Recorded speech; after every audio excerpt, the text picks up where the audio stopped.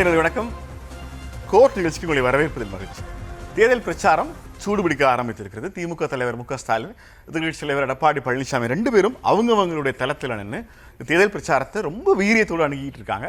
தேர்தல் பிரச்சாரம் யாருடைய பிரச்சாரம் ஈடுபடுகிறது அந்த பொருளை தான் நாம் இன்றைக்கு பேச போகிறோம். மக்கள் முடிவு என்ன? திமுகவிலிருந்து நாகநந்தினி நம்மோடு நினைக்கிறார். வணக்கம் மேடம். அதிமுகவில் சசிரேகா, வணக்கம் மேடம். ஊடகவியலாளர் அருள்மொழிவர்மன், வணக்கம் அருள். வணக்கம். ஊடகவியலாளர் புன்னைவளவன், வணக்கம் வளவன். வளவன், உங்கள்கிட்ட இருந்து கூட்டணி பேச்சுவார்த்தைகள், தொகுதி பங்கீடு, இழுபறி இதெல்லாம் தாண்டி அவங்க வேட்பாளர் அறிவிச்சுட்டு போயிட்டாங்க. காங்கிரஸை தவிர எனக்கு எல்லாரும் வேட்பாளர் அறிவிச்சிட்டாங்கன்னு தான் நினைக்கிறேன். இந்த பிரச்சாரங்கிற வடிவம் மக்கள்கிட்ட போய் எதிர்கட்சி தலைவர் முதலமைச்சரும் பேசுறதுங்கிறதுல எந்த அளவுக்கு யாருக்கு வாக்களிக்கணுங்கிற மக்களோட முடிவில் மாற்றத்தை ஏற்படுத்தும். நான் என்னுடைய அரசியல் பயணத்தில் நான் பார்க்குறது மக்கள் முதல்ல ஒரு முடிவை எடுத்துருவாங்க. யாருக்கு ஓட்டு போட போகிறாங்க எடுத்துருவாங்க. அந்த எடுத்த அவங்களுடைய முடிவுக்கு இந்த ரெண்டு கட்சிகளும் தங்கள் பக்கத்தில் இருந்து நியாயமான தர்க்கங்களை காரணங்களை வலு சேர்க்கறதுக்காக வைப்பாங்க. இந்த ரெண்டு பிரச்சாரம் எப்படி போகுது? அடிப்படையில் திமுக அதிமுக நீங்கள் 4 முனை போட்டி அப்படின்னு பேசப்பட்டாலும் இந்த தேர்தல் 2 இருமுனை போட்டியான தேர்தல்னு நான் பார்க்குறேன். 2 கேள்விகளுக்கான பதில். முதலாவது, ஆட்சி அதிகாரம் யாருக்கு? நாங்கள் தொடர போகிறோம் அப்படின்னு முதலமைச்சர் மு க ஸ்டாலின், இந்த பக்கம் நாங்கள் ஆட்சி மாற்றத்தை கொடுக்க போகிறோம்னு எதிர்க்கட்சித் தலைவர் எடப்பாடி பழனிசாமி அவர்கள். இது ஒரு கேள்விக்கான பதில். இன்னொன்று, திமுக அதிமுகவுக்கான மாற்று யார் என்கிற கேள்வியை நாம் தமிழரும் இந்த பக்கம் தாவேகாவுமாக அதற்கான ஒருமுனை போட்டியாக அவங்க ஒரு கேள்விக்கான பதிலையும் இந்த தேர்தலில் கொடுப்பாங்க அப்படின்னு நான் ஓவராலாக பார்க்குறேன். நீங்கள் குறிப்பிட்டதை போல் ஏன் தாவேகா அப்படி குறைச்சி மதிப்பிடுறீங்க? இல்லை நாம் தமிழரை ஏன் குறைச்சி மதிப்பிடுறீங்க? தாவேகா 25, 35, இப்போ 45% வச்சுருக்காங்க நேற்று வரைக்கும். 45%னா அது 234 தொகுதியிலையும் வெற்றி இருக்கிற சூழ்நிலை. அவங்க நாம் தமிழர்கிட்ட அந்த கருத்து இப்போ இருக்கான்னு எனக்கு தெரியல. அப்படி பார்க்குற போது நீங்கள் திமுக அதிமுகங்கிறது தலைவர்கள் சீனியர்கள் அடிப்படையில் நான் சொன்னேனே தவிர நீங்கள் 2 இருமுனை போட்டியாக நீங்கள் கருதணும்னு அவசியம் இல்லை. ஓகே, இதில் என்ன விஷயம் அப்படின்னா, இவங்க 3 பேரும் நிரூபித்திருக்கக்கூடியவர்கள். விஜய் வரட்டும், அவர் 45, 50, 51 மாதிரி அமெரிக்க தேர்தல் மாதிரி கூட அவர் வாங்கட்டும், நம்ம அதுக்கெல்லாம் மாற்று கருத்தே சொல்லலை. ஆனால் இவங்க 3 பேரும் ப்ரூவன்கிற இடத்திலிருந்து இங்கே பேசக்கூடிய மாற்று அரசியலாக இன்னைக்கு இருக்கிறவர் சீமானவர்கள் தான். அப்போ அந்த களத்தில் அவர் வராருங்கிற அடிப்படையில் நான் சொன்னேன். இப்போ என்னென்னா, கேட்டாண்டவாளாக யாருன்னு போடுறதுன்னு பார்த்துக்கலாம் அப்படின்னு இருக்கக்கூடிய மக்களை நோக்கி நகர்த்துவது. நம்ம அடிப்படையில் அப்படி யோசிச்சோம்னா இன்றைக்கு கொடுக்கக்கூடிய நம்ம மேனிஃபெஸ்டோஸே எந்த அளவுக்கு அழுத்தம் திருத்தமாக அந்த மொத்தத்தையும் படிச்சுட்டு தான் மக்கள் வாக்களிக்க வராங்களா அப்படிங்கிற கேள்வி எல்லாம் இருக்கிறது. அதில் பாப்புலர் ஸ்கீம்ஸாக இருக்கக்கூடிய விஷயங்களை எடுத்துக்கொண்டு வாக்களிப்பது அப்படிங்கிறதும் கடைசி நேரம் அந்த கேன்வாஷ் அப்படிங்கிறது ஒரு முடிவெடுக்காதவர்களை நம் பக்கம் இழுப்பதற்கான முயற்சி அப்படின்னு நம்ம எடுத்துக்கலாம். இதில் திமுக அதிமுக 2 பேருக்கும் இருக்கக்கூடிய பிரதான சிக்கல் என்ன அப்படின்னா, முதலமைச்சர் எந்த நேரத்தில் அந்த வார்த்தையை பயன்படுத்தினாரோ தெரியல, தமிழ்நாடு விசஸ் டெல்லின்னு. 2 கூட்டணிக்குள்ளும் இன்றைக்கு தமிழ்நாடு விசஸ் டெல்லி தான் குழப்பமாக மாறி இருக்கிறது.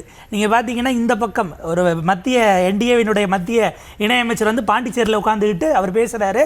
நீங்கள் பாருங்கள், தமிழ்நாட்டில் 2026 தேர்தலுக்கு பிறகு விஜயோடு நாங்கள் கூட்டணி அமைத்து ஆட்சியை பிடிக்க வேண்டிய சூழல் வரும்னு பேசுகிறாரு. அதுக்கு அர்த்தம் இரட்டை இலையில் தனிப்பெரும்பான்மை கிடைக்காது, கூட பாஜக நிற்கிற 27 ஜெயிக்கிறத சேர்த்தாலும் கிடைக்காது, விஜய்க்கு நாங்கள் போகணும்னு அர்த்தம். இது எதன் அடிப்படையில்? அப்போ நீங்கள் உங்களுடைய கூட்டணிக்கு தலைவராக இருக்கக்கூடிய அதிமுகவை நீங்களே குறைச்சி பேசுறீங்களான்னு ஒரு கேள்வி இருக்குது. என்றைக்கு நீங்கள் வேட்பாளர் பட்டியலை வெளியிடுவீங்க? உங்களுக்கு நாமினேஷன் ஆரம்பித்தாச்சு, அடுத்த 2 நாள் அதற்கு பிறகு லீவ் வரப்போகுது, எப்போ தான் வெளியிட போகிறீங்க? இப்போ எடப்பாடி பழனிசாமி ஒரே உதாரணம், இன்றைக்கி சிவகாசியில் ஒரு பிரச்சாரம் பண்ணுறாரு. அதுக்கு பக்கத்தில் சாத்தூர் இருக்கிறது, அந்த மாவட்டத்தில் சாத்தூர் பாஜகவுக்கு கொடுக்கப்பட்டிருக்கிறது. நீங்கள் கேண்டிடேட் அறிவிச்சிருந்தா, ஒரு கூட்டணி ஜெல்லாகிறதுக்கு சொல்கிறேன், 8 நாளைக்கு முன்னாடியே அவர் சிவகாசி போகிறாருன்னு தெரியும். 2 நாளைக்கு முன்னாடி நீங்கள் அறிவிச்சிருந்தா அவர்கிட்ட பேசி, அன்னை நீங்கள் வரணும், நீங்கள் என்ன வேனில் ஏற்றி இவர் தான் வேட்பாளர்னு அங்கே அறிமுகப்படுத்தணும். அங்கே இருக்கக்கூடிய அதிமுக காரங்க கூட்டணிக்காக ஜெல்லாகிறதுக்கு நீங்கள் அறிமுகப்படுத்தினா அதுக்கான வெயிட் மெரிட் வேறனேன்னு சொன்னால் அது வேற. யார் அறிவிச்சு மயிலாப்பூரில் எடப்பாடி பக்கத்தில் போயிருந்தாங்க தமிழிசை? அந்த மாதிரி இப்போ தமிழ்நாடு முழுக்க இருக்கிறதுக்கான வழி இல்லைல்ல அப்படிங்கிற கேள்வி இருக்குது. இன்னைக்கு ஸ்டாலின் அவர்களின் மீது குற்றப்பத்திரிகையை 2024 நினைக்கிறேன் உதயநிதி ஸ்டாலின் தனது பிரச்சாரத்தை விருதுநகரில் தொடங்குற போது அப்போது எம்பி வேட்பாளர் பட்டியலில் காங்கிரஸ் வெளியிடலை. பொதுவாக ரொம்ப தாமதமாகிற போது தலைவர்கள் அந்த சின்னங்களுக்கு வாக்கிட்டு போகிறதான வழக்கம் இல்லை. அதுதான் இந்த இடத்துல பாஜகவினுடைய பிரச்சனை மட்டும் இல்லை, அங்கேயும் அதானே.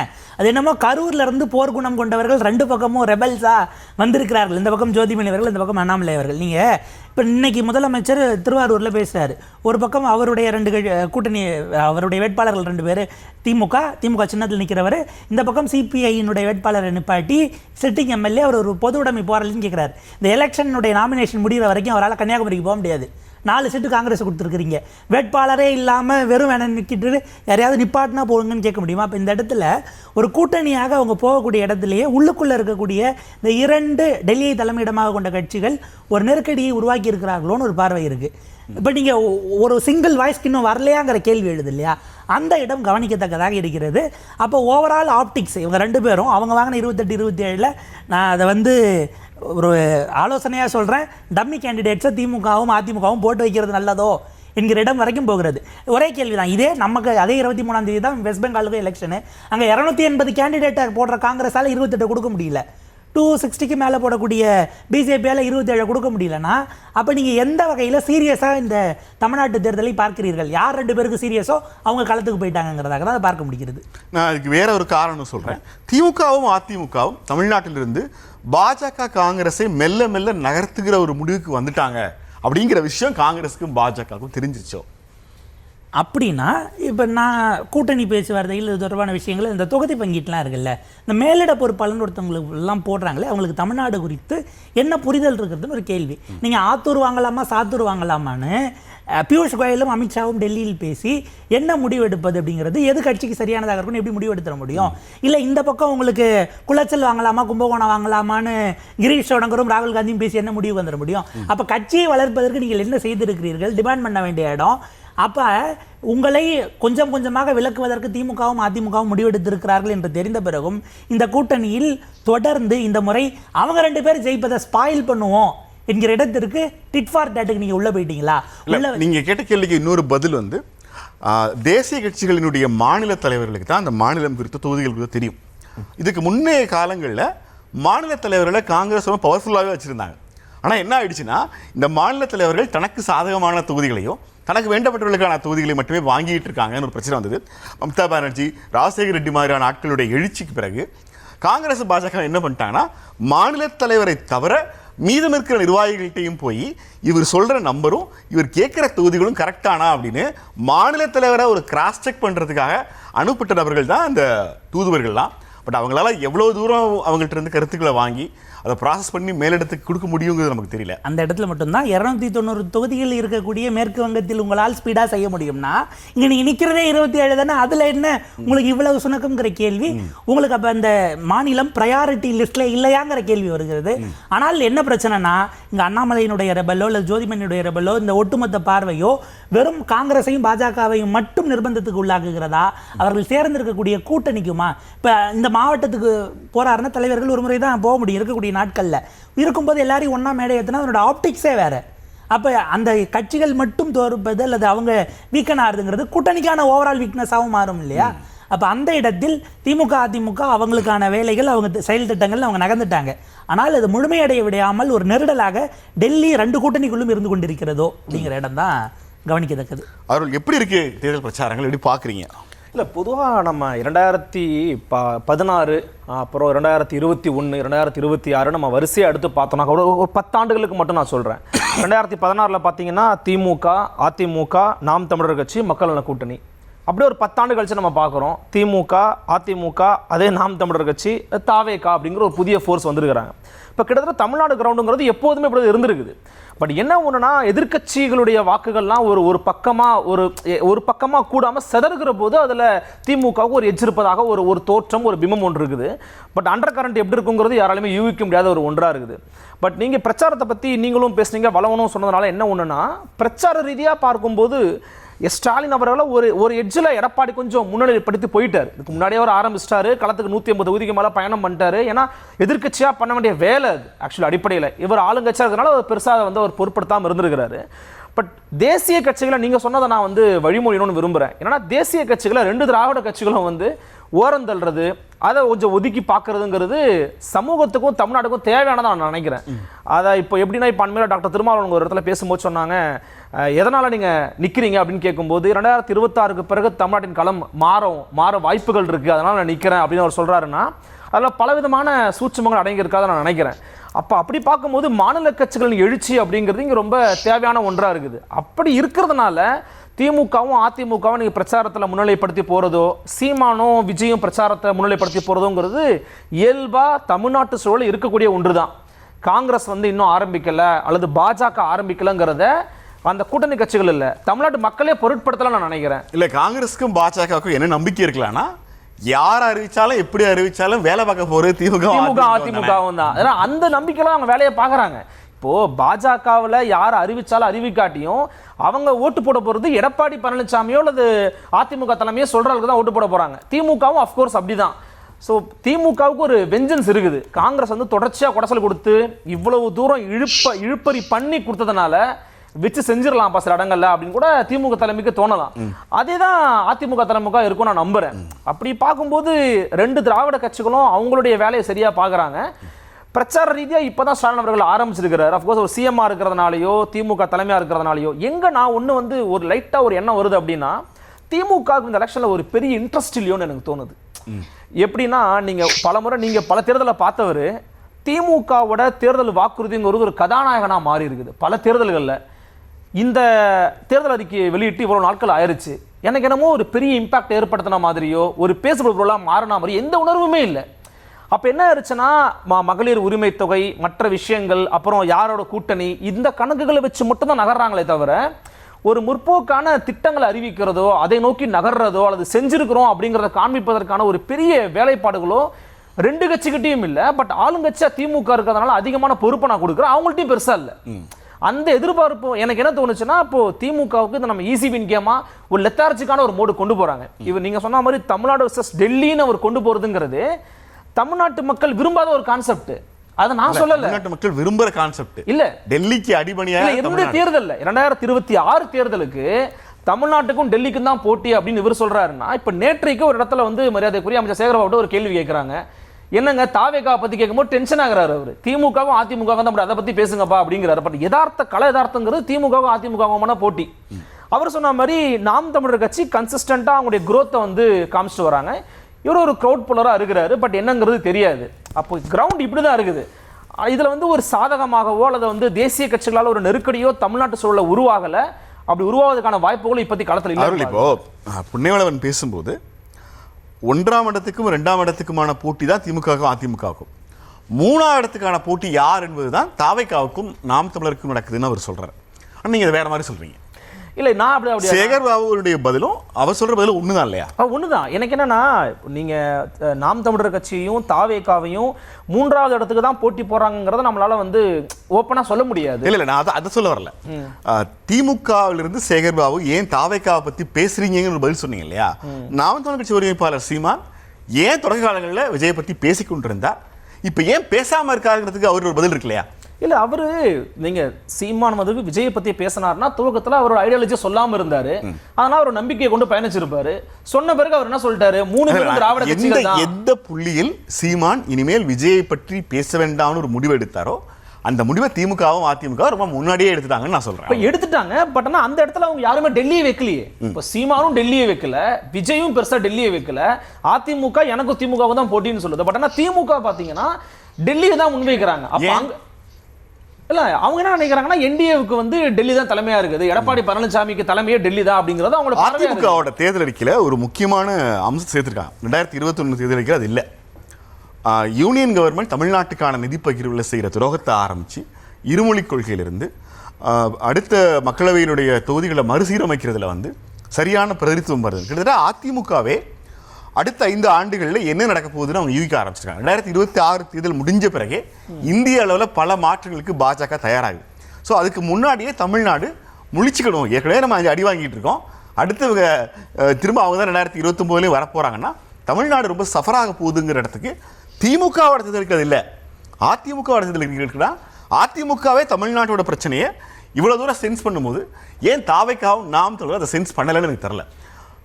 இல்ல நீங்க என்ன கேட்க வரீங்க அதன் மூலமா? இவங்க இந்த 5 ஆண்டுகள்ல முதலமைச்சர் மு.க. ஸ்டாலின் சொல்ல வர்ற ஒரே விஷயம், நான் ஆட்சி பண்ணதை விட டெல்லி கூட சண்டை போடுற நாட்கள் தான் அதிகம்.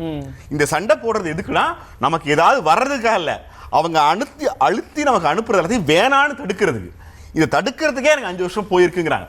5 ஆண்டுகள்ல தமிழ்நாடு அரசு, திமுக இல்ல, தமிழ்நாடு அரசு யூனியன் கவர்மெண்டோடு போட்ட சண்டைகள் குறித்து நாம் தமிழருக்கோ தாவைக்காவுக்கும் எந்த பங்குமே இல்லையே.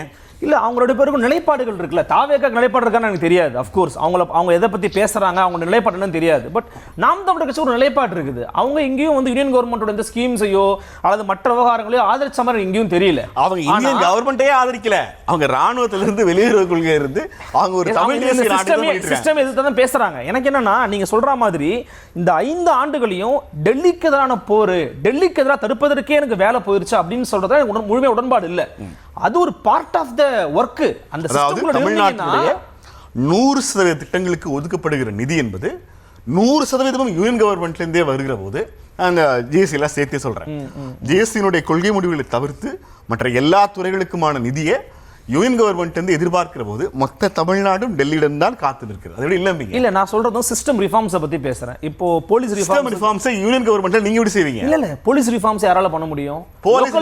லோக்கல் பாடியில இருக்க போலீஸ் ரிஃபார்ம்ஸ் உள்ளாட்சி தேர்தலுக்குள்ள நடக்கும் போலீஸ் ரிஃபார்ம்ஸ் யாரால பண்ண முடியும்? இல்ல அவர்கள் எல்லா இடங்கள்லயும் பிரச்சனை வந்து நிதி. போலீஸ் ரிஃபார்ம் செய்யறதுக்கு நிதி தேவைப்பட்டுச்சு. அது எங்க போவீங்க? இல்லை எனக்கு என்ன கேள்வினா, மாநில அரசனுடைய நிர்வாக குறைபாடுகளுக்கு எல்லாமே பிஜேபி ஒன்றிய அரசு தான் காரணம்னு ஒட்டுமொத்தமாக நீங்கள் கொண்டு போய் சேர்க்கறத 1000 விஷயங்களும் காரணம் சொன்னாலும் மக்கள் பார்க்கும்போது நான் உங்களுக்கு தானங்க ஓட்டு போட்டேன், நீங்கள் வந்தால் பண்ணுவீங்க தானங்க சொன்னீங்க, ஏங்க பண்ணலாங்கிறதான் கேட்பாங்க. உங்களால் நான் இப்போ அண்மையில் கூட ஒரு தொடர்ச்சியாக மக்களுக்கு இந்திய அரசாங்கம் என்பது கூட்டாட்சித்துவத்தில் இயங்குகிறது. யூனியன் கவர்மெண்ட் ஸ்டேட் கவர்மெண்ட் சேர்த்து தான் ஒரு மாநிலத்துக்கு எதையாவது செய்ய முடியுங்கிறத இந்த வாக்காளர்களுக்கு நம்ம புரிய வச்சிருக்கோமா? இல்லை நம்ம அதை புரிய வைக்கல. அது தொடர்ச்சியான நம்ம ப்ராசஸ், அது தொடர்ச்சியான ஒரு ப்ராசஸ் அதை பண்ணணும். அண்மையில் பத்திரிகையாளர் MC ராஜன் ஒரு ஊடக விவாதத்தில் பேசுகிற போது ஒரு விஷயத்தை பதிவு பண்ணுறாரு. என்னன்னா, நம்மளால மகளிர் உரிமை தொகையை ஒரு குறிப்பிட்ட ஸ்கீம்ல இருந்து எடுத்து கொடுக்க முடியுது, அதுக்கான காசு ஒருத்தர் எடுத்து கொடுத்துருக்காங்க. அப்போ அந்த மாதிரி நீங்க பண்ண வேண்டிய வேலை இங்கே எவ்வளவோ அதிகமா இருக்கு. அப்படிங்கிற போது முழுமையா நான் வந்து ஒன்றிய அரசை டிஃபெண்ட் பண்றதே என்னுடைய வேலை ஃபுல்லா போயிருச்சு அப்படின்னு நீங்க சொல்றத மக்கள் ஏற்க மாட்டாங்க. அது யதார்த்தமா இருந்தாலுமே கூட மக்கள் அதை ரசிக்க மாட்டாங்க. அப்படிங்கிறத நீங்க அது உண்மையாகவே இருந்தால் கூட அதை மக்கள் ரசிக்க மாட்டாங்கன்னா உண்மைக்கு எப்பவுமே அந்த மாதிரி தான் வேல்யூ. மக்கள் ரசிக்க மாட்டாங்க.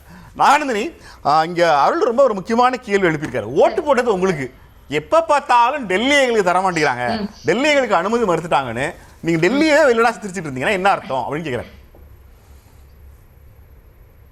அனைவருக்கும் வணக்கம் சார். இல்ல இப்ப ஒரு விஷயம் அவர் சொல்லும் போதுல இருந்து நான் தொடங்குறேன். இப்ப சொன்னாங்கல்ல, மக்கள் வந்து மாற்றி சிந்தனை பண்ணணும்னு நினைக்கிறேன். அதாவது மக்களுடைய இதை மாத்தணும்னு நினைக்கிறாங்க. ஓட்டு உங்களுக்கு தானே போட்டோம், அதான் அவர் கேள்வி கேட்டாரு. சரி, அது கரெக்ட் தான். நாங்க சொல்லி சொல்லி புடிச்சனாலதான் 2024 எலெக்ஷன்ல ஒரு இடத்துல கூட்டி ஜெயிக்க விடாம மொத்த ஓட்டையும் திராவிட முன்னேற்ற கழகம் சார்ந்த கூட்டணி கட்சிகளுக்கும் மக்கள் போட்டு அதை திருப்பி கொடுத்தாங்க. ஏன்னா இங்க வந்து இவங்க இவ்வளவு அசால்ட்டா பேசுறாங்க. ஏன்னா டெல்லியில இருந்து வர வேண்டியது வரலைன்னா என்ன, நீங்க நடத்த வேண்டியது நடத்து. ஆமாங்க, டெல்லியில இருந்து வரது வராம இன்னைக்கு எத்தனை விஷயத்த நம்ம இன்னைக்கு சாதிச்சு காமிச்சிருக்கோம் அப்படிங்கறத நீங்க பாக்கணும்ல. இன்னைக்கு கல்வியில நம்பர் 1 மாநிலமா தமிழ்நாடு இருக்கு. அதை தாண்டி உற்பத்தியில 14% படிச்சு இந்தியாவிலே நம்பர் 1 மாநிலமா தமிழ்நாடு வந்திருக்கு. அது மாதிரி இன்னைக்கு மருத்துவம், சுகாதாரம், இன்னைக்கு தொழில் வளர்ச்சி, இந்த மாதிரி விஷயங்கள் எல்லாம் எந்த இடத்துல வந்து டெல்லி இன்னைக்கு வந்து நம்மளுக்கு வந்து ஹெல்ப் பண்ணிருக்கா, இன்னைக்கு ஒன்றிய அரசு எந்த விதத்துல நம்மளுக்கு உதவி செஞ்சிருக்கு. அப்ப இந்த விஷயத்த மக்கள் கிட்ட கொண்டு போய் சேர்க்கவே கூடாதுன்னு சொல்றீங்களா? மக்கள் கிட்ட கொண்டு போய் சொல்றதே தவறுன்ற மாதிரி இப்போ பத்திரிகையாளர் ஒருத்தர் பேசுறாரு, அவர் சொல்றது அப்படிதான் தெரியும். இன்னைக்கு ஒண்ணும் இல்ல, ஒரு இல்ல அத மட்டும் சொல்றேன் நாங்க செஞ்சு சாதிச்சு காமிச்சிருக்கோங்க. இன்னைக்கு பொருளாதாரத்தை நம்பர் 1 மாநிலமா தமிழ்நாடு இருக்கு. இதை நாங்க சொல்லல, அதே ஒன்றிய அரசு எங்களுக்கு எது நிதி கொடுக்காம வஞ்சனை பண்ணுதோ, ஜிஎஸ்டி கொடுக்காம, ஜல்ஜீவன் நிதி கொடுக்காம, கல்விக்கு நிதி கொடுக்காம, இன்னும் வந்து மெட்ரோ ட்ரெயின் கூட வர்றதுக்கான நிதி ஒதுக்காம எந்தெந்த வகையெல்லாம் நம்மளுக்கு பாதகம் பண்ணுதோ அந்த ஒன்றிய அரசே இன்னைக்கு சொல்லுது இத்தனை பிரச்சனை தான் தமிழ்நாடு தான் இன்னைக்கு பொருளாதாரத்தை நம்பர் 1 மாநிலம். இது மக்களுக்கு போய் சேரும். மக்கள் இப்படிதான் யோசிப்பாங்க. நீங்க சொல்ற மாதிரி டெல்லியை குறை சொல்லணும்னு யோசிக்க மாட்டாங்க. மக்கள் என்ன யோசிக்கிறாங்கன்னா, டெல்லி இத்தனை பிரச்சனை பண்ண போதும் டெல்லிக்கு அடிப்படைய மாட்டேன்னு வெறும் சொல்லோட நிக்காம, யாரு மாதிரி போய் முதுகு வளைஞ்சு நிக்காம நேர்மையா நின்று ஒரு மனுஷன் நம்மளை எல்லாம் காப்பாத்துறாருல, அவர்தான் திரு முத்துவேல் கருணாநிதி ஸ்டாலின், அவருக்கு ஓட்டு போடணும்னு இன்னைக்கு தமிழ்நாட்டு மக்கள் யோசிக்கிறாங்கன்றதுதான் எங்களுடைய விஷயம். அப்புறம் இன்னொரு சார் பேசும்போது இன்னொரு விஷயம் சொன்னார். எப்பவுமே தேர்தல் அறிக்கை வந்து திராவிட முன்னேற்ற கழகத்துக்கு ஹீரோவா தான் இருக்கும். ஆனா இன்னைக்கு பெருசா அப்படி இம்பாக்ட் வரல. சார் உங்களுக்கு இம்பாக்ட் தெரியலன்னா பரவாயில்ல, தமிழ்நாட்டு மக்களுக்கு இம்பாக்ட் தெரிஞ்சிருக்கு. இல்ல ஒரு விஷயம் இலவசமா ஏதாச்சும் கொடுத்தா உடனே ஃப்ரீ பீஸ், நீங்க இப்படி பண்றீங்க, அதனால மக்கள் சோம்பேறி ஆயிட்டாங்க, மீன் பிடிக்க கத்து கொடுங்க அப்படின்னு டயலாக் எல்லாம் பேசுவீங்க. ஆனா இன்னைக்கு அதை தாண்டி தேர்தல் அறிக்கையும் மீறி இன்னைக்கு ஒவ்வொரு போட்ட ஒரு மக்கள் நல திட்டங்களும் இன்னைக்கு சக்சஸ் ஆயிருக்கு. என்ன சார் உங்களுக்கு சாதாரணமா இருக்கு? இன்னைக்கு உரிமை தொகை அப்படிங்கிறது 1000 இருந்து 2000 ரூபாய் பண்றது இதே திராவிட முன்னேற்ற கழக ஆட்சி தான். இன்னைக்கு அதே உரிமை தொகை இன்னைக்கு அதே தேர்தல் அறிக்கையில தான் 1200 ரூபாய் இருந்த ஓஏபியை இன்னைக்கு 2000 ரூபாய் பண்ணிருக்கோம். இன்னைக்கு மாற்றுத்திறனாளிகளுக்காக 2500 ரூபாய் கொண்டு போய் கொடுத்திருக்கு. காலை உணவு திட்டம் அப்படிங்கிறது உலக நாடுகளே பார்த்து பாராட்டிய ஒரு திட்டம் அப்படின்னா இன்னைக்கு அதை 8ஆம் வகுப்பு குழந்தைகள் வரைக்கும் நாங்க உயர்த்திருக்கோம். இந்த மாதிரி எத்தனை திட்டங்களை வந்து இன்னைக்கு குடிச்சிருக்கு, இது மக்கள் கிட்ட போய் சேருது அப்படிங்கறத விஷயம். ஏன்னா மக்களுக்கு தெரியுது இதே மாதிரி தேர்தல் அறிக்கைய காப்பி பண்ணி வேற யாராச்சும் சொன்னா கூட, ஏன்னா இது 2021 நடந்துச்சு. அப்போ எடப்பாடியார் அவர்கள் சொன்னாங்க 1500 ரூபாய் சொன்னாங்க. அப்போ டிஎம்கே சொன்னது 1000 ரூபாய் தான் சொன்னோம். ஆனா 1500 ரூபாய் வின் பண்ணல, 1000 ரூபாய் தான் வின் பண்ணிச்சு. அப்படின்னா யாரு வந்தா மக்களுக்கான விஷயத்த செய்வாங்கன்னு சொல்லி தமிழ்நாட்டு மக்களுக்கு தெரிஞ்சனாலதான் இந்த அளவுக்கு நிலைப்பாடு ரொம்ப சரியா இருக்கு அப்படின்னு நான் நினைக்கிறேன். ஏன்னா போற போக்குல டெல்லி குடுக்கலன்னா என்னங்க, நீங்க செய்ய வேண்டியதை செய்யுங்க அப்படின்னா ஏன் சார் அப்புறம் எங்ககிட்ட இந்த வரி மட்டும் வாங்குறாங்க? இது ஒவ்வொன்றும் வந்து மக்களினுடைய வரி பணம் தானே, கஷ்டப்பட்டு வேலை செஞ்சு ஒவ்வொரு மனுஷனும் வாங்கக்கூடிய காசுல டெல்லி வாங்காம விட்டுற வேண்டியதானே சார்? தமிழ்நாடு இவ்வளவு மோசமா இருக்கு, தமிழ்நாடு இதா இருக்குன்னு போய் பேசுறதுக்காக மோடி அவர்கள் வராங்கல்ல, அப்போ எந்த வகையில இது மோசமா இருக்குன்னு அவங்களால காமிக்க முடியல. ஆனா பொய் பிரச்சாரங்களை எத்தனை வைக்கிறாங்க, அதுக்கு மாற்றா பதில நம்ம வச்சா கூட அதற்கான சரியான பதில் ஒன்றிய அரசு கிட்ட இருந்தோ இல்ல எதிர்கட்சி தலைவர் கிட்ட இருந்தோ வரலையே. ஒண்ணும் இல்ல, இப்ப கூட எடப்பாடி பழனிசாமி அவர்கள் தேர்தல் பரப்புரை போயிட்டு இருக்காரு. ஒருத்தர் பேசும்போது கூட சொன்னீங்க, அதாவது 150 இடங்களை தாண்டி போயிட்டு இருக்காரு. ஆமா சார், அவர் போகட்டும், ஒன்றும் பிரச்சனை இல்லை, நாங்களாம் ரொம்ப பெருமைப்படுறோம் அவர்தான். ஏன்னா எங்களுடைய நட்சத்திர பேச்சாளரே திரு எடப்பாடி பழனிசாமி அவர்கள் தான் அப்படின்னு சொல்றோம். அவர் சொல்லியிருக்காரு திராவிட முன்னேற்ற கழகத்தினுடைய திட்டங்கள் இந்த 5 ஆண்டுகள்ல எத்தனை போய் சேர்ந்திருக்கு மக்கள் கிட்ட அப்படின்னு சொல்லி. அதுல முக்கியமா இப்போ அவர் இந்த கோவில்பட்டி இதுல பேசும்போது கூட அவர் வாய் தவறி என்ன சொல்ல, சரியான நிலைப்பாட்டை சொன்ன மாதிரி சொல்லிட்டாரு. திரும்பவும் திராவிட முன்னேற்ற கழக ஆட்சி தான் 100% வரப்போகுது அப்படின்னு அவரே சொல்லியிருக்காரு. அப்போ இதையெல்லாம் நீங்க யோசிச்சு பார்க்கணும். இன்னொன்னு, இப்ப இவ்வளவு தெளிவா கேட்டவரு தேர்தல் அறிக்கையை பத்தி கேட்டவரு, ஏன் எடப்பாடி பழனிசாமி இப்ப என்ன சொன்னாங்க, அந்த வாஷிங் மிஷின் இல்ல அந்த ஃப்ரிட்ஜும் கேஸ் சிலிண்டர் எல்லாம் வந்து இலவசமா தரேன்னு சொன்னாரு. இப்போ அந்த கழுகு விலை பிரச்சாரத்துல பேசும்போது அவர் என்ன சொல்லியிருக்காரு, அதெல்லாம் மானிய விலையில வழங்கப்படும் சொல்லியிருக்காரு. இது ரெண்டுல எதுங்க உண்மை? அதெல்லாம் நம்ம யோசிச்சு பார்க்கணும்ல. அதை தாண்டி எத்தனை விஷயத்த அவர் பரப்புரையில தப்பா பேசுறாரு. அதாவது கல்வி வளர்ச்சியில நாங்கதான் கொண்டு வந்தோம், இன்னைக்கு திமுக எதுவுமே செய்யல அப்படின்னு சொல்றாங்களே. இன்னைக்கு கல்வி வளர்ச்சியில அதாவது 99.99 அந்த சதவீதம் வரைக்கும், அதாவது சுதந்திர இந்தியாவில இன்னைக்கு தொடக்க கல்வியில முதன்மை மாநிலமா, அதாவது கிட்டத்தட்ட 100% ஸ்கோர் பண்ணது தமிழ்நாடுங்கிற ஒரு நிலைப்பாடு இன்னைக்கு கொண்டு வந்திருக்கு அப்படின்னு சொன்னா இதை பத்தி சிந்தனை பண்ணணும். அதுல ஏடிஎம்கே தான் அதிக நிதி ஒதுக்குனாங்க கல்விக்கு, டிஎம்கேல ஒதுக்கல அப்படின்னு சொல்றாங்க. நான் ஒரே ஒரு டேட்டா மட்டும் கேட்கிறேன். 2020-21 பட்ஜெட்ல கல்விக்கு நாங்க ஒதுக்கின, அதாவது அதிமுக ஒதுக்கின நிதி 34,181 கோடி. ஆனா டிஎம்கே இப்ப முடியும் போது இந்த ரீசன்ட் பட்ஜெட் 25-26 இந்த பட்ஜெட்ல ஒதுக்கினது 46,767 கோடி ஒதுக்கிருக்கு. இது எந்த அளவுக்கு டிராமாட்டிக் உயர்ந்திருக்கு, இதெல்லாம் யாரும் முடியாது. ஒரு மாநிலத்துடைய வரி வருவாய் என்பது ஆண்டுக்கு ஆண்டு உயர்கிற போது வெறும் நம்பரை வச்சுட்டு பிரதமர் இப்படிதான் பேசிட்டு இருந்தாரு. அதை அப்படி பேசக்கூடாதுங்கிறதா பொருளாதார வல்லுநர்கள் சொல்றாங்க. அந்த பட்ஜெட்ல கல்வித்துறைக்கு ஒதுக்கப்பட்டிருக்கிற நிதியினுடைய பெர்சன்டேஜ் இந்த பெர்சன்டேஜோட மேட்ச் ஆகுதான்னு பார்க்கணுமே தவிர அது 34,000 கோடி 46,000 கோடி அப்படி பார்க்க கூடாது. பொருளாதார ரீதியா அது குறைபாடு. சரி சார், அப்படி இருங்க சார், சரி சார், நான் அந்த விஷயத்துக்கு வரேன். அப்படின்னா இப்ப பர்சன்டேஜ் வைஸ் நீங்க பார்க்கும்போது இது உயர்ந்ததா இருக்கும். அப்ப நான் இன்னொரு கேட்கிறேன், அப்ப கடனையும் நீங்க அப்படித்தானே பார்க்கணும். கடன் இப்ப எந்த அளவுக்கு உயர்ந்திருக்குன்றத நீங்க பேசணும்ல. ஆவுனா எந்த பிரச்சாரத்துக்கு போனாலும் தமிழ்நாட்டு கடன் ஜாஸ்தியா இருக்கு, தமிழ்நாடு கடன் அதிகமா வாங்கியிருக்கு. தமிழ்நாடு இன்னைக்கும் கடன் குறிப்பிட்ட நிர்ணய கீழே தான் இருக்கு. 21வது இடத்துல தான் தமிழ்நாடு இருக்கு. அந்த அளவுக்கு அதுவும் பாத்தீங்கன்னா போன 50 பீரியட்ல நீங்க எடுத்து பார்க்கணும். அதாவது 2011 இருந்து 16க்குள்ள 108% அதிகமா இருந்துச்சு. அதை தாண்டி எடப்பாடியார் விட்டு போகும்போது 128% அதிகமா இருந்துச்சு. அதுல வந்து 90% அதை குறைச்சது திராவிட முன்னேற்ற கழக ஆட்சி, தலைவர் மு.க. ஸ்டாலின் அவர்களோட ஆட்சியில தான். ஏன் தேர்தல் பிரச்சாரங்கள் சூடுபிடிக்க துவங்கி இருக்கின்றன? யாருடைய பிரச்சாரம் ஈடுபடுகிற இந்த பொருள்ல பேசிட்டு இருக்கோம்? எங்கே சுற்றினாலும் அதிமுக தான் வந்து நிற்கிது. எல்லாம் மேலே இருக்கவன் பார்த்துக்குவான்னா மேலே இருக்கவன் எதையுமே 5 வருஷத்தில் பார்க்கலங்கிறார் ஸ்டாலின். இப்போ மேலே இருக்கிறவனுக்கு எலெக்ஷனா கீழே இருக்கிறவனுக்கு எலெக்ஷனா? நமக்கு தான் எலெக்ஷன். இந்த இருட்டில் போகும்போது என்ன பண்ணுவாங்க, பாடிக்கிட்டே போவாங்க, பார்த்துருப்பீங்க. அது போல் பயமாக இருக்கவன் இருட்டில் போகிறதுக்கு பயந்தவன் அரண்டவன் கண்ணுக்கு இருண்டதெல்லாம் பேயா தெரியும். அப்படிதான் வந்து பேய் மேலே நம்பிக்கை இருக்குமான்னு தெரியல.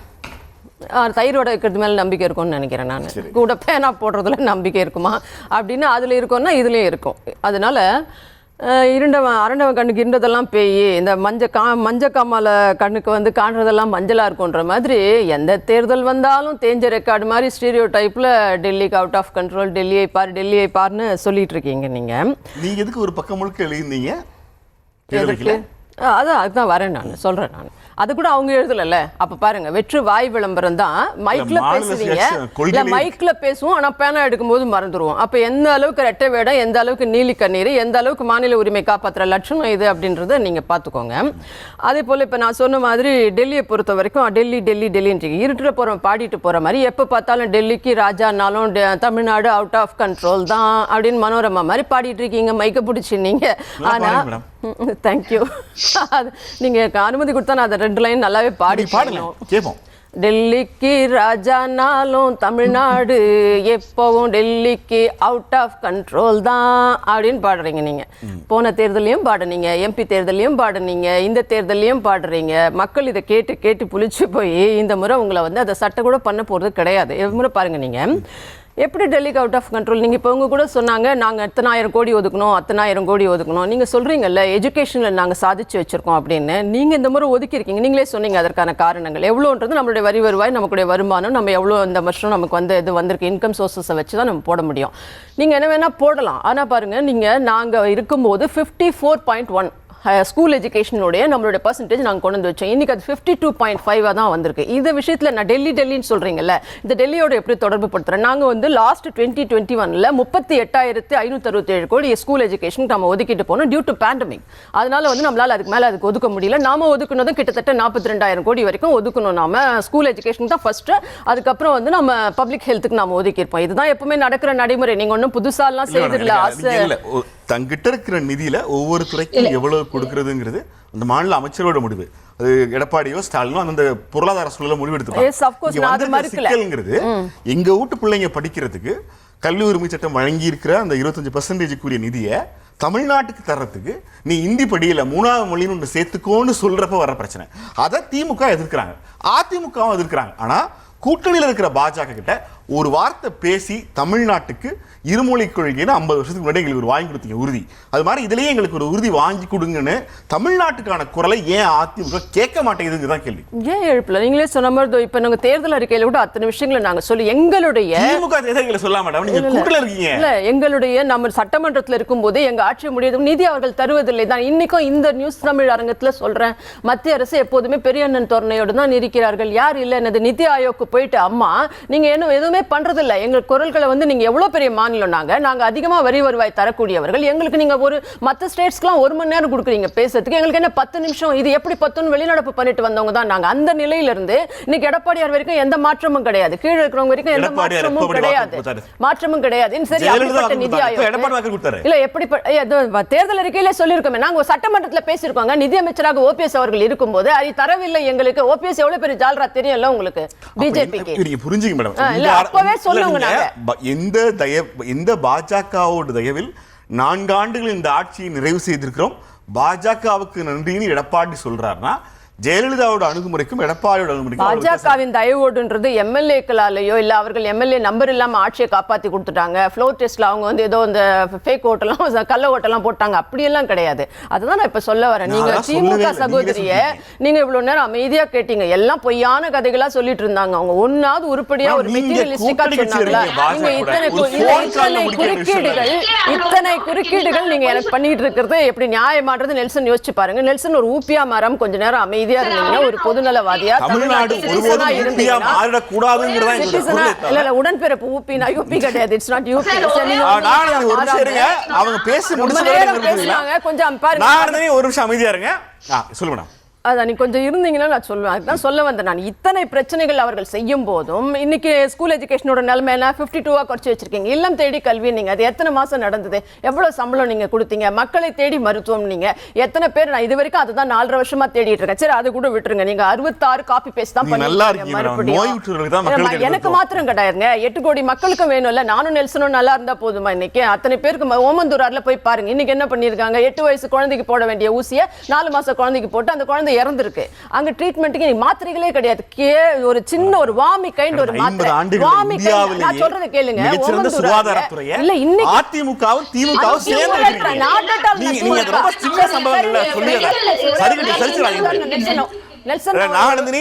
நான் கேள்வி கேட்டிருக்கேன், நீங்க அமைதியா இருக்குமா? ஒரே ஒரு உதாரணம், டிரான்ஸ்டன் அவார்டு உறுப்பு மாற்று சிகிச்சையில நாம 2015ல இருந்து 21 வரைக்கும் 5 முறை வாங்கணும். நாம எத்தனை முறை வாங்குனீங்க நீங்க? அப்ப என்ன பண்றாரு, சட்டமன்றத்திலே மாசு பதிவு பண்றாரு 2023ல. அப்ப வாங்குனது தெலுங்கானா தான் ஃபர்ஸ்ட் அந்த அவார்டு வாங்குறாங்க, நம்ம வாங்கவே இல்லை. நாங்க வந்து முதல் நிலையில் இருக்கிறோம், நாம தான் அந்த அவார்டு வாங்கியிருக்கோம், பொய்யா பதிவு பண்றாரு. அப்புறம் நீங்க பேசுறீங்க எதை பத்தி, பப்ளிக் ஹெல்த் பத்தி பேசுறீங்க, ஸ்கூல் எஜுகேஷன் பத்தி பேசுறீங்க, எல்லாவற்றிற்கும் விதை போட்டு அதை சாதிச்சு ஏன் பாஜக இந்த கேள்வி எல்லாம் கேட்டு நீங்க ஆன்சர் வாங்க மாட்டீங்க? அதுதான் நான் வரேன். நீங்க சொல்றீங்கல்ல மெட்ரோ தரல, அதை தரல, நிதி தரல. மெட்ரோ ஃபேஸ் 1 நாங்க இருக்கும்போது வந்ததுல மெட்ரோ ஃபேஸ் 2 என்ன சொன்னாங்க, டிபிஆர் டீடைல்டா அனுப்புங்க. நாங்க இது வரைக்கும் அனுப்புனீங்களா? போய் குற்றச்சாட்டு வச்சு அனுப்பிட்டேன், ஆனாலும் எனக்கு தரலன்னு சொல்லுங்க, அப்ப நாம சேர்ந்து போராடுவோம். அதே டிபிஆர் 40 தோத்தவர் தான் கொடுத்தாங்க அவங்க. இங்க பாருங்க, ஆமா நெல்சன் இருக்கட்டும், அப்படியே கூட இருக்கட்டும், அவங்க அப்படிதான் பண்றாங்க, வெஞ்சன்ஸ் பண்றாங்க. கிரட்ஜ் ஃபீவர் மத்திய அரசுக்கு, அது வெதர் காங்கிரஸ் இருந்தாலும் பிஜேபினே வெச்சுக்கோங்க. இப்ப கேட்டாங்கல்ல எடப்பாடியாரோட ரோல் என்ன? எடப்பாடியாரோட ரோல் என்ன? அதுதான் வரேன். இதே டிபிஆர் மேகதாட் விஷயத்துல இன்னைக்கு அனுமதிச்சு அவங்க டிபிஆர் கொடுங்கன்னு கேட்டிருக்காங்க. தமிழ்நாடு கூட்டுறதே நாங்க அந்த 5 வருஷம் இருந்த வரைக்கும் அந்த பேச்சே வரல. மேகதாட்ன்றது சிவகுமார் வாயில பேச்சோடு தான் இருந்தது, வார்த்தையோடு இருந்தது. இன்னைக்கு டிபிஆர் வரைக்கும் அனுப்பிச்சிட்டாங்க, நிதி ஒதுக்குற வரைக்கும் போயிருக்குன்னா நீங்க என்ன பண்ணிட்டு இருக்கீங்க? இதான் மத்திய அரசு எதிர்க்கிற லட்சணமா? புரியல மேடம். கர்நாடக மாநிலம் அந்த மாநிலத்துக்கான திட்டத்துக்கான டிபிஆர் ரெடி பண்ணி தான் கொடுப்பாங்க.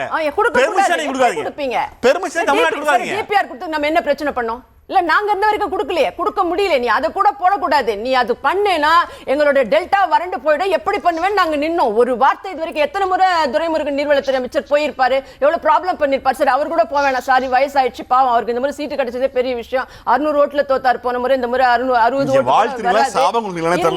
இந்த முறை போவா. இவங்க எம்பிக்கள் அத்தனை பேர் இருக்காங்கல்ல, 8 வருஷம் மத்திய அரசு டெல்லிக்கு அவுட் ஆஃப் பாராளுமன்றத்தை ஸ்தம்பிக்க வச்சீங்க தமிழ்நாட்டு பிரச்சனைக்காக. இல்ல வெளியில போராடினீங்களா, உள்ள போராடினீங்களா? நீட் 2024 தேர்தலுக்கு பிறகு எந்த கண்டிஷனும் இல்லாம பாஜகவோட கூட்டணி போயிருக்கீங்க. ஒரு 4 கண்டிஷன் தமிழ்நாட்டுக்கு இதெல்லாம் பண்ணி கொடுத்தீங்கன்னா நான் கூட்டணிக்கு வருவோம் நீங்க சொல்லிருக்கலாம் இல்லையா? மெட்ரோ ஃபேஸ் 2 யாரால வந்தது? 100 நாள் வேலை, 150 நாள் ஆக்குறோம்னு சொன்னாங்க. 125 நாள் யாரால உயர்த்தினாங்க? நாங்க தான் உயர்த்தினாங்க. அந்த மகாத்மா காந்தி வேலை வாய்ப்பு நிதி பங்கீடு வாங்கி கொடுங்க. இருமொழி கொள்கை சமகர வேலைக்கு அமைதியா இருக்குமா? 125 நாள் வேலைக்கு இது வரைக்கும் ரிலீஸ் பண்ணாம இருந்தாங்கல்ல, கடந்த 6-7 மாசம் வரைக்கும் நாங்க சொல்லி எடப்பாடியார் போய் சொன்ன பின்னாடி தான் அது ரிலீஸ் ஆச்சு. ஒரு 2 மாசத்துக்கு முன்னாடி நீங்க என்ன பண்ணீங்க? எத்தனை பேர் டிஆர் பாலு போய் பார்த்தாரு, கேஎன் நேரு போய் பார்த்தாரு, நிதியமைச்சரை போய் பார்த்தாரு, என்ன வாங்கிட்டு வந்தீங்க, எதுக்காக பாத்தீங்க? முதலமைச்சரும் நிதியமைச்சரும் போய் சாதிக்க முடியாத ஒன்றை எடப்பாடியார் சாதித்திருக்காருன்னா தமிழ்நாட்டோட நிதி பங்கீட வாங்கி கொடுத்துருக்க வேண்டியதானே?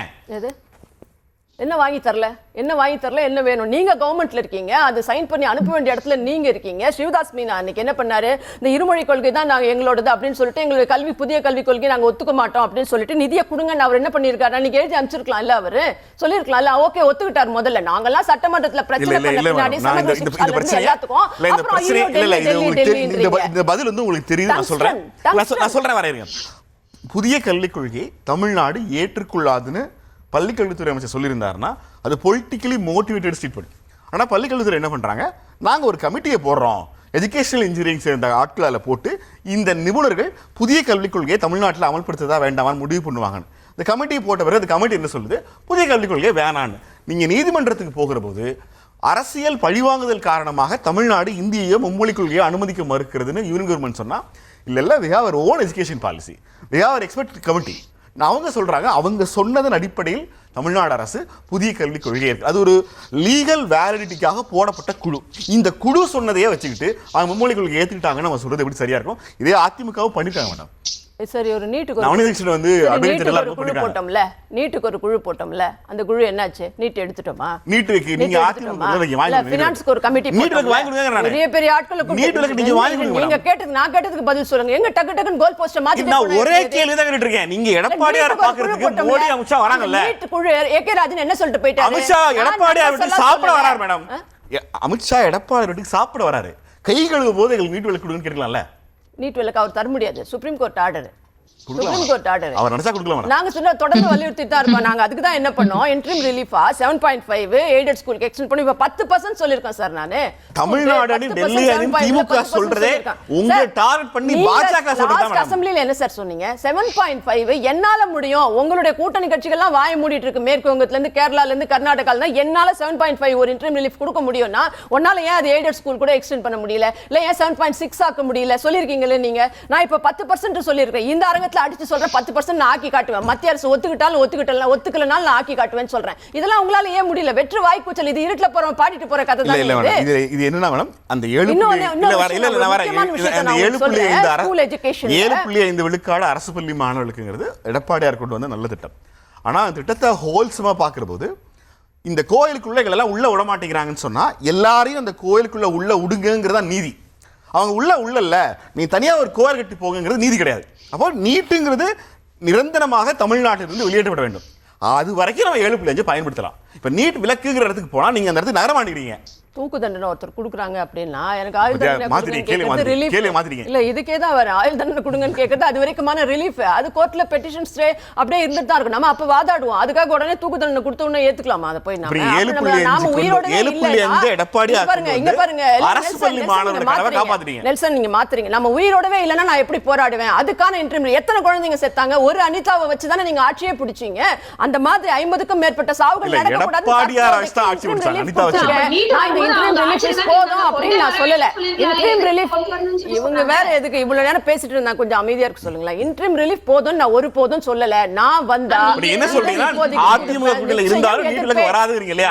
நீங்க இல்ல அப்படி சொல்லுங்க. நீட் விலக்கு வராதுன்னு சரியா சொல்லுங்க. வலியுறுத்துவேன், நிச்சயமா வலியுறுத்துவோம். மேக்ஸிமம் வலியுறுத்துவோம்ங்கற வார்த்தை எடப்பாடியார் சொல்லல. வலியுறுத்துவோம்ங்கற வார்த்தை எடப்பாடியார் சொல்லல. சொல்லியாச்சு. நெல்சன் கேக்கலையா என்னன்னு தெரியல. இங்க பாருங்க, ஜல்லிக்கட்டு எப்படி வாங்கிட்டு வந்தோம்? நம்ம தீர்மானம் போட்டுறோம். தமிழ்நாடு சட்டப்பேரவை ஒருமனதாக தீர்மானம் போட்டுறோம். ஜல்லிக்கட்டு எப்படி வாங்கிட்டு வந்தோம்?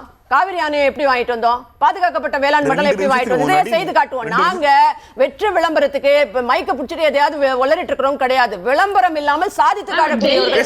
இதையும் 2026 தேர்தல் பிரச்சாரங்களில் யாருடைய பிரச்சாரம் ஈடுபடுகிறது? புண்ணியவளவன், இந்த டெல்லி அணி தமிழ்நாடுங்கிறது தமிழ்நாட்டுக்கு மத்திய அரசு நிதி ஒதுக்க மாட்டேங்கிறாங்க. நாம வளர வேண்டிய உயரத்தை, நம்ம அடைய வேண்டிய உயரத்தை அடைய முடியாம போறதுக்கான காரணம் நம்பர் 1 ஸ்டேட்டா இருந்தாலும் கூட நம்ம உயர வேண்டிய இடம் ரொம்ப அதிகமாக இருக்குது, பாஜக ஒத்து வர மாட்டேங்கிறாங்க அப்படிங்கிற இந்த குற்றச்சாட்டை ஸ்டாலின் பொதுமக்கள் கிட்ட எடுத்துகிட்டு போகிறார். இதற்கு வாக்குகள் பதிவாகுமா, இல்லை 5 வருஷம் ஸ்டாலின் இப்படி ஆட்சி பண்ணியிருக்காருங்கிறது வாக்குகள் பதிவாகுமா? இல்லை, இப்போ அடிப்படையில் இந்த எலெக்ஷன் அப்படிங்கிறது திரும்பவும் திமுகவுக்கு கொடுப்பதனால் அவர் வைக்கக்கூடிய அந்த மாற்றங்கள் எல்லாம் மாறிடுமான்னு ஒரு கேள்வி இருக்குல்ல. இந்த 5 ஆண்டுகள், ஏன்னா 3 தேர்தலாக இதே குற்றச்சாட்டை வைத்து வெற்றி கிடைத்திருக்கிறது. 4வது கொடுத்தால் இதற்காக தான் கொடுக்கிறார்களா அல்லது இவருக்கான ப்ராக்ரஸ் கார்டான்னு ஒரு கேள்வி இருக்குது. 2024 இவருடைய ஆட்சி காலத்துக்கு கொடுக்கப்பட்டதா, இல்லை 19 to 24 மோடி அவர்களுக்காக 40க்கு 40 அது சரியில்லைன்னு கொடுக்கப்பட்ட தீர்ப்பான ஒரு கேள்வி இருக்கு இல்லையா? இல்லை, அதில் நமக்கு தெளிவாக இருக்கலாம். 2019 மோடி வேண்டாம் நாங்கள் ஒரு முடிவெடுத்தோம். 2024 அதே முடிவில் நாங்கள் நிற்கிறோம். அதான் மக்கள் எடுத்த முடிவு. அது 2019 to 24 பாஜக ஆட்சிக்கு, என்டிஏ ஆட்சிக்கு கொடுக்கப்பட்ட மதிப்பீடு அப்படின்னா, அப்போ 21 to 24 வரைக்கும் ஸ்டாலின் ஆட்சிக்கான மதிப்பீடு அதை நம்ம பார்க்க முடியாதுன்னு ஒரு ஆங்கிள் வருதா? அதில் இல்லை, நாம அதை அப்படிதான் புரிஞ்சுக்கணும். 24ங்கிறது மோடி வேணுமா வேணாமாங்கிற கேள்விக்கான பதில், மோடி வேணாங்கிறது தமிழ்நாடோட பதில். இப்போ இருக்க கேள்வி ஸ்டாலின் தொடர வேண்டுமா வேண்டாமாங்கிறது. இப்போ அதான் இல்லை, இந்த 2026 தேர்தல் என்பது முதலமைச்சர் மு.க. ஸ்டாலினுக்கான பரீட்சை தான். ஆனால் முதலமைச்சர் மு.க. ஸ்டாலின் என்ன பண்ணிட்டாரு, ஏன் ஆன்சர் பேப்பர் இதுதான், ஆனால் எழுத வேண்டிய பாடம் இது இல்லைன்னு அவர் இன்னொரு பேர் காமிக்கிறாரு. ஏன்னா 3 தேர்தலாக பாஜகவை எதிர்நிலையில் நிறுத்தி நம்ம வெற்றி பெறதுங்கிறது நமக்கு பழகின ஒரு சிலபஸ். பழகினதா அது ஃபேக்டாவும் இருக்கலாம், அது அவங்க தரப்பிலிருந்து அது நியாயங்களா இருந்திருக்கலாம். ஆனா இந்த தேர்தல்ல இல்ல, தமிழ்நாடு தரப்பிலிருந்து கேட்கிறேன், நான் திமுக தரப்பிலிருந்து கேட்கல. இல்ல, திமுக தரப்பிலிருந்து அவங்க ஏடிஎம்கேவை விட, நான் திமுக தரப்பிலிருந்து கேட்கல. திமுக அரசு ஒன்றிய அரசு மீது வைக்கிற குற்றச்சாட்டுகளை தமிழ்நாடு எப்படி பார்க்கிறது, நான் தமிழ்நாடு வாக்காளர் எப்படி பார்க்கறான்னு கேட்கிறேன். அதில் ஒரு அக்செப்டன்ஸ் இருந்ததாக 19 24 சொல்லியிருக்கலாம். ரைட்டா? அதனுடைய அவுட்கம் நம்ம படித்தா அப்படி தான் தெரியுது. ஆனால் இப்போது இங்கே ஆட்சி மாற்றம் ஏற்படுவதனால் அந்த குற்றச்சாட்டுகளுக்கான பதில் அல்லது சொல்யூஷன் ஏதோ ஒரு வகையில் இது தொடர்வதனாலோ அல்லது மாறுவதனாலோ தமிழ்நாட்டு மக்கள் நீங்கள் சண்டை போட்டே இருக்கீங்கப்பா, தமிழ்நாட்டுக்கு இது வரவே மாட்டேங்குது, எடப்பாடியார் உட்கார வச்சா அவர் வாங்கி கொடுத்துருவாரு நினைச்சா என்ன பண்ணுறது? நினைச்சா மாற்றி போட போகிறாங்க. இல்லை, இப்போ 3 தேர்தலுக்கு பிறகு 4ஆவதாக நீங்கள் அதே ஃபார்முலாவில் உள்ளே போகிறீங்க. என்னன்னா இப்போ ஒரு வேளை உங்கள் சசிரேகா மேம் சொன்ன மாதிரி இன்னும் ஒரு கூடுதலான டிரான்ஸ்பரன்சியோட போயிருந்துருக்கலாமோ? நீங்கள் ஆட்சிக்கு வந்ததும் 10 ஆண்டு அதிமுக ஆட்சி காலத்தினுடைய ஃபினான்ஸ்க்கு ஒரு ஒயிட் பேப்பர் விட்டீங்கல்ல, இந்த 5 ஆண்டுகளில் எங்களுடைய ஒரு ஒயிட் பேப்பரை கொடுத்து இதை கவர்மெண்ட்டாக கொடுத்துட்டு நாங்கள் கொடுத்த 505 வாக்குறுதிகளுக்கான ஒரு ஒயிட் பேப்பர்னு திமுக என்கிற கட்சியாக கொடுத்திருந்தால் உங்களுடைய கிரெடிபிலிட்டி இன்னும் மேலே போயிருந்திருக்காது. அப்போ அதையும் நீங்கள் செஞ்சு, அதாவது இப்போ உங்களுக்கான சிக்கல்கள் இருக்குது. இந்த எலெக்ஷனே ஏறத்தால திமுகவும் அதிமுகவும் ஒரு சில இடங்களில் ஃப்ரெண்ட்லி மேட்சை தான் ஆட போகிறாங்க. அவங்களோட இது ஒரு ஐபிஎல் சீசனுங்கிறதுனால ஃபஸ்ட்டு ஒரு பவர் பிளே ஒரு 6 கவனிச்சிங்கன்னா திமுக பேச்சுவார்த்தையும் அதிமுக பேச்சுவார்த்தையும் தனியாக நடந்துச்சு. ஆனால் அது பாருங்க, உதயசூரியன் தாமரை எழுத்து நிற்கிறது 18 தொகுதியா, ரெட்டையில வந்து காங்கிரஸ் எழுத்து நிற்கிறது 18 தொகுதியா. அது எப்படி கரெக்டாக வந்துச்சு தெரியல. இல்லை, அந்த 18ல் 15 காங்கிரஸ் கடந்த முறை ஜெயிச்ச தொகுதிகள் அப்படிங்கிறத நம்ம அடிக்கோடு எடுக்கணும். இப்போ என்னென்னா, நான் சொன்ன அந்த ஃப்ரெண்ட்லி மேட்ச்சு 40 தொகுதிகள் ரெட்டையில் உதயசூரியன் இல்லாத மற்ற சின்னங்களோடு மோதுகிறது. 42 தொகுதி சூரியன் ரெட்டையில் இல்லாமல் வேறு சின்னங்களோட மோதுது. இதில் ஒரு 90% ஸ்ட்ரைக் ரேட்டை 2 பேரும் தள்ளிட்டு வந்துட்டா ஒரு 25 தொகுதி இவங்க 2 பேருக்கும் கண்டினியூஸாக அவங்க கையில் இருக்கக்கூடியதாக இருக்கும். இதை இது பண்ணிக்கிட்டு நடுவில் இருக்கக்கூடிய அந்த மிடில் ஏரியாவுக்கு ஸ்விங் ஆகக்கூடிய ஒரு 100 தொகுதிகளுக்கு தான் இப்போ ஆக்சுவலாக கண்டஸ்டேங்கிறதுக்குள்ளே போயிட்டாங்க. இது உங்களுக்கு பழக்கப்பட்ட ஒரு விஷயம். அதிமுக 121 தொகுதிகளில் மோதுறாங்க இல்லையா? 122 அப்படிங்கிறது நேரடியாக இது அவங்க சிம்பிள்ஸில் 133 இதில் ஒரு சாமர்த்தியமான விஷயம் என்ன அப்படின்னா, எடப்பாடியார் கடந்த முறை 66 இடங்களில் ரெட்டையில ஜெயித்ததா, அதில் 4 தான் கூட்டணி கட்சிக்கு கொடுத்திருக்கிறார். ஸ்டாலின் 133ல் 14 சீட்டை கூட்டணி கட்சிகளுக்கு நகர்த்தி விட்டுருக்கிறார். இல்லை, அந்த வகையில் அவர் கொடுத்திருந்தாலும் அது ஒரு வகையில் நீங்கள் அவங்க தரப்பில் ஜெனராசிட்டியும்பாங்க. ஆனால் அதுவே எங்களுக்கு பத்தாதுங்கிறது கூட்டணி கட்சியினுடைய குரலாக. இப்போ இந்த டெல்லிக்கு எதிரான முதலமைச்சருடைய முழக்கம்ங்கிறது இந்த தேர்தலுடைய மையப்பொருளாக மாறுமா மாறாதா? கேள்வி அவ்வளோதான். டெல்லி இங்கே ப்ரெசன்ஸை இப்போ வச்சிருக்கிறாங்களா இல்லையாங்கிறது தானே. இப்போ பிரச்சாரத்துக்கு உள்ளே போய் கொண்டிருப்பது எடப்பாடி பழனிசாமி அவர்கள். அவர் வைக்கிறது திமுக அரசினுடைய 5 ஆண்டுகள் குறித்தது தான். அது எடுபடுமா இல்லையா அப்படிங்கிறது பிக் பிரதர் அவங்க தான். படாபாய் எடப்பாடியார் என்ன பண்றாரு, ஒரு பால் எடுத்து வீசுறாரு. என்ன பால்னா 5 ஆண்டுகளில் சட்டம் ஒழுங்கு பிரச்சனை, பாலியல் குற்றங்கள், போதைப் பொருள், நிறைய பால் எடுத்து வீசுறாரு. இந்த பாலை ரிசீவ் பண்ணி பேட் அடிக்க வேண்டிய ஸ்டாலின் என்ன பண்றாரு, அந்த பால் அப்படியே வாங்கி இன்னொரு பால் வீசுறாரு. மோடி கவர்மெண்ட் எதுவுமே கொடுக்கவே இல்லை அப்படின்னு. இந்த கேமே இப்ப நடக்கல. கேம் ஃபவுல் தானே. இன்னொரு பால் எப்படி வீசுவாரு? அதே பால்ல தானே ஆடணும். கேம் ஃபவுல் தானே. இவர் பாக்கெட்ல இருந்து ஒரு பால் அவர் அடிக்கும் மேடம். உங்க பால் உங்க இடத்துல இருந்து வாங்கி அவரே திரும்ப பால் வீசிட்டாரு. Is out. அவர் அவுட். வெளிய போக வேண்டியது. ஃபீல்ட் அவுட் வெளிய போக வேண்டியது. தப்பான கேம் ஸ்டாலின் தான் விளையாடுறாரு. ஃபீல்ட் அவுட் வெளிய போவார். அது தப்பான கேமாங்கறத என்னோட கேள்வி. Yes of course. இந்த எலெக்ஷனுக்கு அது எப்படி சார் தப்பான கேம் ஆகும்? இல்ல எனக்கு புரியல. மேடம் வர இருக்கு. எப்படி பால பிடிக்க முடியும்? அது அவருக்கு ஃபேவராக அந்த அப்படி செட் பண்ணுறதுங்கிறது திமுகவுக்கு கூடுதல் லாபமாக அமையும்னு அவர் பார்க்குறாரு. அது அவருடைய ஸ்ட்ராட்டஜியாக இருக்கிறது. இல்லை, திமுக சொல்ல வர்ற விஷயம் என்பது, எடப்பாடியார் ஆட்சிக்கு வந்தால் அது அதிமுக ஆட்சியாக இருக்குமான்னு சந்தேகத்தை அவர் எழுப்புறாரு. டெல்லியிலேருந்து ஆளுவாங்கிறாரு. இப்போ இங்கே கேண்டிடேட் செலெக்ஷன்லேருந்து அவங்களுக்கு ஃபேவரான எல்லா தொகுதியிலும் எடுத்து கொடுத்து விட்டாரு. நீங்கள் ஃபேக்ட் பேசுறீங்க. நான் சொல்கிறது ஸ்டாலினுடைய இந்த அணுகுமுறை தேர்தலோட மைய பொருளாக மாறுவான்னு கேட்குறேன். வாய்ப்பு குறைவு. அதே கொஸ்டின் தானே. என்னன்னா, துவக்கத்தில் நீங்கள் பேசும்போது நாகநந்தினி மேடம் கூட சொல்லிட்டாங்க, ஒன்றிய பாஜக அரசோட பொருளாதார ரீதியிலான பாராமுகத்தையோ அவங்களுடைய மாநில அரசுகளுக்கு எதிரான ஒடுக்குமுறையோ யாரும் இங்கே ஆதரிக்கலை. தமிழ்நாட்டில் இருக்கக்கூடிய பெரும்பாலான மக்களின் உணர்வுகளை பிரதிபலிக்கக்கூடிய உங்களை போன்ற ஊடகங்களை முதற்கொண்டு அதை எல்லாருமே கடுமையாக எதிர்க்கிறோம். நீங்கள் கேட்ட பாயிண்ட்டுக்கு தான் ஆன்சர் என்னவா இருந்துச்சுன்னா, அவர் வைக்கிற வியூகம் இருக்குல்ல, அந்த வியூகம் வந்து அவர் கட்சி திமுக ஜெயிக்கணுங்கிறதுக்காக வைக்கப்படக்கூடிய வியூகம். பட் களம் கிரவுண்ட் அப்படி இல்லை. கிரவுண்டு வந்து திமுகவுக்கும் அதிமுகவுக்கும், ஸ்டாலினா எடப்பாடியாங்கிறது தான் கிரவுண்டு. ஒரு வகையில் டெல்லி அப்படின்னு சொல்வதன் மூலமாக எடப்பாடி பழனிசாமியை விட நேரடியாக அவர் கூட்டணியில் இருக்கிறார். இவர் மறைமுகமா டெல்லி டெல்லி டெல்லின்னு சொல்லி பிஜேபிக்கான ஸ்பேஸை தமிழ்நாட்டில் கூடுதலாக கொடுக்குறாரோங்கிற ஒரு பதற்றம் எனக்குள்ள வருது. அவர் தமிழ்நாட்டு வாக்காளர்கள் ரொம்ப தெளிவானவங்க. நீங்க எதிர்கட்சி, மேல இருக்கிறத ஆளுங்கட்சி. ஸ்டாலினுக்கு எப்படி மோடி நல்லது செய்வார்னு ஊர் பக்கத்தில் பேசுகிறாங்க. அப்ப என்னன்னா, பாஜக தமிழ்நாட்டுக்கு நீங்க இருக்கிறதுக்கு நல்லது செய்யாதுங்கிறதா தமிழ்நாட்டோட அரசியல் புரிதலே. அதையே ஒரு ஆயுதமா அவர் எடுத்துட்டு போறாருங்கிறதா என்னோட கேள்வி. இல்ல, அவருக்கு அதுதான் இலகுவான ஆயுதம். வளவன் சொன்ன மாதிரி இவ்வளவு சூத்திரம் வெற்றியை கொடுத்திருக்கிறது. அதே சூத்திரத்தை அவர் பயன்படுத்த முயற்சி பண்றாரு. இன்னொரு பக்கம் இருக்கு. இப்படி ஒரு குற்றச்சாட்டை ஸ்டாலின் எடுத்துட்டு வர்ற போது ஸ்டாலினுக்கு எதிரான குற்றச்சாட்டுகளை 5 ஆண்டுகள்ல எதிர்க்கட்சியாக எடப்பாடியார் அவர் வலிமையா வைக்கலங்க. அத வந்து எடப்பாடி பழனிசாமியோ ஸ்டாலினுடைய ஆட்சி குறித்த மதிப்பீடுகளை எதிர்க்கட்சி தலைவராக எடப்பாடி சரியா பிரசன்ட் பண்ணாத காரணத்தால் ஸ்டாலின் மோடி மேல வைக்கிறது பிரசன்ட் ஆயிடுச்சு. இல்ல, நான் ஒரு வருத்தமான உண்மையை பதிவு பண்ணுவோம். எடப்பாடி பழனிசாமியும் வைக்கல, பிஜேபியும் பெருசா அதை கொண்டு போகல, ஊடகங்களும் பெருசா கொண்டு போகல. இது பொதுவா இருக்கக்கூடிய ஒரு ஒத்துக்கொள்ளக்கூடிய கசப்பான உண்மையை நான் நினைக்கிறேன். இல்ல தமிழ்நாட்டுல நீங்க எந்த அரசுக்கு எதிரான பிரச்சனையா இருந்தாலும் சரி, அந்த பிரதான எதிர்க்கட்சி கையை எடுத்தா மட்டும்தான் அந்த மொமெண்டமே கிரியேட் ஆகும். இன்னும் சொல்ல போனா திமுக எதிர்க்கட்சியாக இருக்கிற போது மொமெண்டம் கிரியேட் ஆக வாய்ப்பே இல்லாத சம்பவங்கள் எல்லாம் மொமெண்டம் கிரியேட் பண்ணாங்க. திமுக ஆட்சியில் மொமெண்டம் கிரியேட் பண்றதுக்கு அவ்வளவு சம்பவங்கள் இருந்தும் எடப்பாடியார் அமைதியா இருந்தார். இல்ல, எதிர்க்கட்சியினுடைய இன்ஆக்டிவ் பாலிடிக்ஸை நான் விமர்சனம் பண்றேன், அது உண்மைதான். ஆனா என்னைய பொறுத்த வரைக்கும் எதிர்க்கட்சி பேசினாதான் அது மக்கள் மத்தியில வந்து ஒரு அதிர்வலையை உருவாக்கும் நான் நம்பல. மக்களுக்கு இயல்பாக ஒரு நிமிஷம் இருங்க, மக்களுக்கு இயல்பாக ஒன்னே சொல்லிடுறேன்.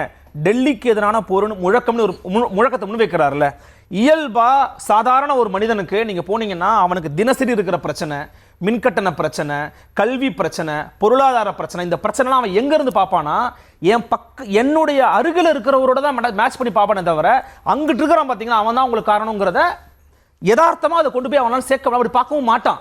ஆனா அப்படி பார்க்காதவனுக்கு நீ பார்க்க வேண்டிய பார்வை அதுதான் சொல்ல வேண்டியது அவனோட கடமை இல்லையா? அது மட்டும் தான் சொல்லாதீங்கன்ற, அதுவும் சொல்லுங்க, அதுவும் உங்களுக்கு பிரச்சனையா இருக்குன்னு சொல்லுங்க. அது மட்டும் தான் அவனுக்கு எல்லாமே பிரச்சனை, நான் எல்லாத்தையுமே கொடுத்துட்டேன்னு பேசாதீங்கிற. அப்படி நீங்க நடக்கலங்கிற நான் வந்து எஸ் தொடர்ந்து கூறிட்டே இருந்தீங்க, இப்ப பேசலாம் சார். எனக்கு ஒரு விஷயத்தை தெளிவுபடுத்திருக்கேன். என்னன்னா, இப்போ டிஎம்கே பெருசுன்னு நினைக்கிறீங்களா? இப்ப நடக்கிற தேர்தல்ல நான் உங்ககிட்டே கேள்வி வரேன். டிஎம்கே பெருசுன்னு நினைக்கிறீங்களா, காங்கிரஸ் பெருசுன்னு நினைக்கிறீங்களா சார் இப்ப இருக்கிற எங்க கூட்டணியில? உங்க ஒரு ஊடக விவாதங்களா ஊடகங்களா உங்ககிட்ட நான் கேட்கிறேன், சொல்லுங்க சார், உங்களுக்கு எப்படி தெரியுது கட்சியா யார் பிரையாரிட்டி நீங்க நினைக்கிறீங்க? இப்ப திமுக பெருசு, சரி சார். இப்ப அதே மாதிரி இப்ப ஏடிஎம்கே அண்ட் பிஜேபி இதுதானே சார் இருக்கு. இப்ப அதுல யார் பிரையாரிட்டி நீங்க நினைக்கிறீங்க? எனக்கு ஒரே ஒரு சந்தேகம் தான். இப்போ இங்க வந்து ஏன் டெல்லியோட ஒரு நிமிஷம் சார் நான் சொல்லி முடிச்சிடறேன். அதிமுக நீங்க பொதுப்படையா சொல்லவே முடியாது. ஏன் நான் சொல்றேன்னா, எனக்கு 2 விஷயம் இடிக்குது. ஒண்ணு, நீங்க பெரியார் போட்டோ எடுத்தீங்க, அண்ணா போட்டோ எடுத்தீங்க, கடைசியில எடப்பாடியார் போட்டோவே எடுத்துட்டீங்க. அதை பத்தி விஷயம் இல்ல. அதை தாண்டி இன்னைக்கு திராவிட முன்னேற்ற கழகத்துல ஒரு துணை கட்சி இல்ல புது கட்சி ஏதாச்சும் ஒரு கட்சி வருது அப்படின்னா அங்க நாங்க கொடுக்கக்கூடிய சின்னம் உதயசூரியன் சின்னம் கொடுக்குறோம், சரிங்களா? ஆனா இங்க இவங்களோட சேர்ந்த கூட்டணி கட்சியில அவங்க கொடுக்கறத தாமரை சின்னம் கொடுக்குறாங்க, ரெட்டையில கொடுத்துருக்காங்க, அது போக தாமரையில கொடுக்குறாங்க. அது எப்படி? இன்னொன்னு, இங்க பேசுறவங்களா சொன்னாங்க ஒரு 3 தேர்தலுக்கா வந்து நீங்க பழைய ஃபார்முலாவே யூஸ் பண்ணிட்டு இருக்கீங்க அப்படின்னு சொல்லி. சரி சார், பழைய ஃபார்முலானாலும் ஃபார்முலாக்கான விடையை இன்னும் வரைக்கும் கிடைக்கலையே. அத பத்தி யாராச்சும் கேக்குறீங்களா? இந்த ஒப்பீட்டுக்காக தான் அந்த கேள்வி கேட்டீங்கன்னு எனக்கு தெரியல. இல்ல, இந்த ஒப்பீட்டுக்காக தான் அந்த கேள்வி கேட்டீங்கன்னு தெரியல. இந்த கேள்வியை நான் திரும்ப ரீடிஃபைன் பண்றேன். பாஜக அதிமுகவை பாஜக மிரட்டுகிறது, பணிய வைக்கிறது நீங்க குற்றச்சாட்டு சொன்னீங்கன்னா அதே குற்றச்சாட்டை காங்கிரஸ் திமுக செய்து கொண்டுதான் இருக்கிறது. ஒரு வாரத்துல பேச்சுவார்த்தைய எல்லா கூட்டணிகளுடைய தொகுதி பங்கீட்டையும் ஒரு வாரத்துல முடிக்கிறோம்னு திமுக சொன்னாங்க. 2 மாசம் எடுத்திருக்காங்க காங்கிரஸ். உங்களை மிரட்டி 3 சீட் கூடுதலா வாங்கியிருக்காங்க. பக்கத்து மாநிலத்துல உங்களை மதிக்கவே இல்லை. கிட்டத்தட்ட பாஜக அதிமுகவுக்கு செய்யும் நீங்க சொல்லிட்டு இருந்த எல்லாத்தையுமே காங்கிரஸ் திமுக பண்ணிருக்காங்க. மாதிரி காங்கிரஸ் ஒருபோதும் திமுக குடைச்சல் கொடுக்க முடியாது. அந்த நிலைப்பாட்டுல நாங்க கிடையாது. நீங்க எப்படி இருக்கீங்கன்னா குடைச்சல வாங்கிட்டு குடைச்சல் கொடுக்கலங்கறீங்க சார். குடைச்சல வாங்கி அப்படி இருந்தா நீங்க எந்த ராகுல் காந்தி வருவாரா மாட்டாரா பிரச்சாரத்துக்கு கேட்டு நாங்க கேட்டோம். அப்படியே இருந்தாலும் கூட்டணிக்குள்ள பேசக்கூடிய அந்த சுதந்திரத்தையும் அந்த சொல்லக்கூடிய விஷயத்த சொல்றதுக்கான வீரியத்தையும் எங்க தலைவர் கொடுத்திருக்காரு. இங்க தலைவர்னு சொல்லக்கூடிய எடப்பாடி பழனிசாமி வாயை வந்து பேச முடியுமா? ஏதாச்சும் ஒரு சஜஷன் சொல்ல முடியுமா? முடியாது இல்ல. அதத்தான் சொல்றோம். ஒரு நிமிஷம் இருங்க. இந்த பேனல் இருக்கிற ஊடகவியலாளர்கள் என்ன சொல்றாங்கன்னா, இந்த மாநிலத்துக்கு எதிர்கட்சி ஆளும் மாநிலம். இப்ப கேரளா எப்படி யூனியன் கவர்மெண்ட்டுக்கு எதிர்கட்சி ஆளும் மாநிலமோ அதே மாதிரி தமிழ்நாடும் யூனியன் கவர்மெண்ட்டுக்கு எதிர்கட்சி ஆளும் மாநிலம். எதிர்கட்சி ஆளும் மாநிலங்கள்ல ஆளுநர்கள் வழியா நிதி பங்கீடு வழியா தொடர்ந்து குடைச்சல்களை யூனியன் கவர்மெண்ட் கொடுத்துட்டு தான் இருக்கு. இது எல்லா ஆட்சி கால காங்கிரஸ் ஆட்சி காலத்தில் நடந்துச்சு, பாஜக ஆட்சி காலத்தில் நடக்குது. ஆனா அதை ஒரு காரணமாக கருவியாக எடுத்துக்கொண்டு களத்துக்கு போகாதீங்க. இந்த 5 வருஷத்துல ஸ்டாலின் என்ன செஞ்சாரு, திரும்ப ஸ்டாலின் நமக்கு வேண்டுமா வேண்டாமாங்கிற கேள்விக்கான பதில் தான் களத்துல நிக்குங்கிறதா அவங்க சொல்றது. அதுக்கு நம்ம முடிவு சொல்றோம். புரிஞ்சுது சார். அப்படின்னு பார்த்தா இன்னைக்கு கல்வியில உயர்ந்திருக்கோம் நாங்க சொல்றோம். மருத்துவத்துல இப்ப கேட்டாங்கல்ல மேடம் எல்லாம் கேட்க மாட்டோம்.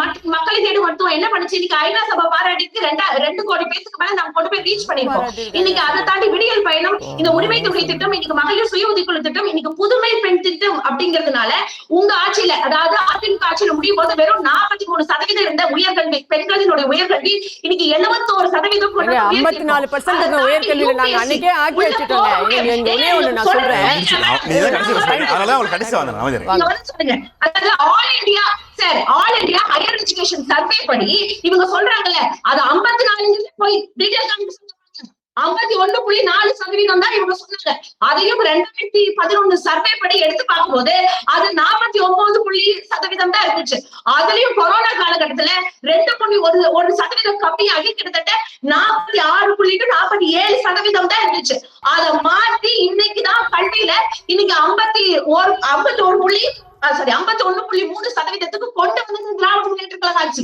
அது எப்படி அவ்வளவு சீக்கிரம் போய் சொல்லி நகர்த்து கூட்டிட்டு போறீங்க எனக்கு புரியல. இன்னைக்கு நான் முதன்மை திட்டத்தின் மூலமாக இன்னைக்கு இத்தனை மாணவர்கள் கிட்டத்தட்ட 60க்கும் மேற்பட்ட